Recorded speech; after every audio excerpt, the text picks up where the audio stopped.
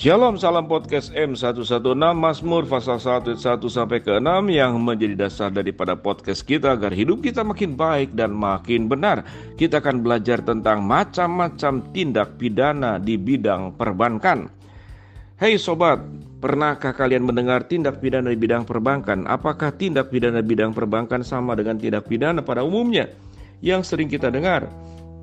Tindak pidana di bidang perbankan, definisi dari tindak pidana bidang perbankan pada dasarnya tidak dapat kita temukan dalam peraturan perundang-undangan, baik dalam Undang-Undang Nomor 10 Tahun 98 tentang perubahan atas Undang-Undang Nomor 7 Tahun 92 tentang perbankan, Undang-Undang Nomor 4 Tahun 2023 tentang pengembangan dan penguatan sektor keuangan maupun KUHP. Namun, secara sederhana tindak pidana di bidang perbankan dapat diartikan sebagai tindak pidana yang menjadikan bank sebagai sarana kejahatan, crime through the bank, atau sasaran objek kejahatan, crime against the bank.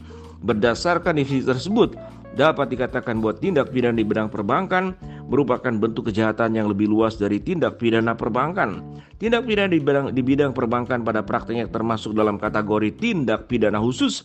Hal ini tersebut dikarenakan tindak pidana di bidang perbankan telah diatur dalam peraturan khusus, yaitu Undang-Undang Perbankan bukan KUHP. Selain itu, dalam hal penyidikan tindak pidana bidang perbankan tidak banyak dilakukan oleh pihak kepolisian, tetapi juga oleh kejaksaan. Macam-macam tindak pidana perbankan. 1. Ilegal bank. Ilegal bank adalah tindakan pidana di bidang perbankan yang diatur dalam pasal 46 Undang-Undang PPSK.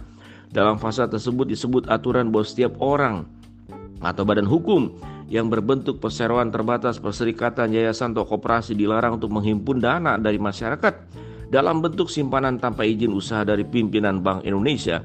Ilegal bank pada dasarnya dapat terjadi di sebuah bank maupun di luar bank. Salah satu contoh kasus ilegal bank di dalam bank adalah kasus Bank Perkembangan Asia.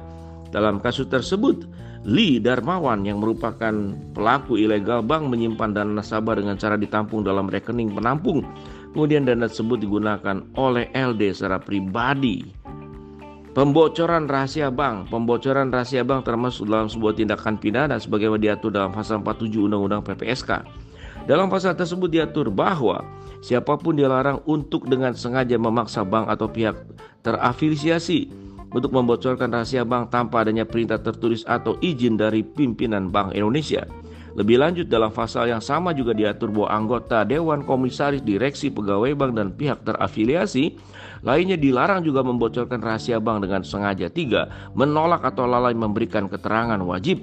Pihak yang dapat dipidana dalam hal sengaja tidak memberikan dan atau lalai dalam memberikan keterangan wajib adalah anggota Dewan Komisaris, Direksi, atau Pegawai Bank. Tindak pidana yang diatur dalam pasal 47A dan pasal 48 Undang-Undang PPSK. Menurut pasal 47A, anggota Dewan Komisaris, Direksi, atau Pegawai Bank wajib memberikan keterangan yang wajib dipenuhi kepada 1. Pejabat pajak untuk kepentingan pemeriksaan perpanjangan atas wajib pajak yang menyimpan dananya di bank. 2. Pejabat DJPLN dalam rangka penyelesaian utang negara. 3. Polisi, jaksa, atau hakim untuk kepentingan peradilan dan perkara pidana. 4. Melakukan usaha bank yang dilarang. Merujuk pada ketentuan pasal 49 ayat 1 Undang-Undang PPSK terdapat 3 jenis tindak pidana usaha bank, yaitu 1. Membuat pencatatan palsu dalam pembukuan laporan rekening atau suatu bank, window dressing. 2. Menghilangkan atau tidak memasukkan pencatatan dalam pembukuan laporan rekening suatu bank. 3. Mengubah, mengaburkan, menyembunyikan, menghapus, atau menghilangkan adanya suatu pencatatan dalam pembukuan laporan rekening suatu bank. Tindakan pidana window dressing adalah tindak pidana yang paling berat sanksinya bagi bank. Selain itu, resiko yang diterima bank sangat buruk, yaitu tingkat kesehatan bank akan menjadi tidak sehat dan pengurus yang terlibat harus dipidana. Salah satu contoh kasus pidana usaha bank adalah Bank Dwi Pak Semesta. Bank tersebut tidak melakukan pencatatan deposito ke dalam pembukuan bank, yaitu unrecorded transaction. 5. Korupsi, kolusi, dan nepotisme. Dalam pasal 49 ayat keempat Undang-Undang PPSK, anggota Dewan Komisaris, Direksi, atau Pegawai Bank dilarang untuk menerima atau memberikan segala bentuk dari korupsi, kolusi, dan nepotisme. 6.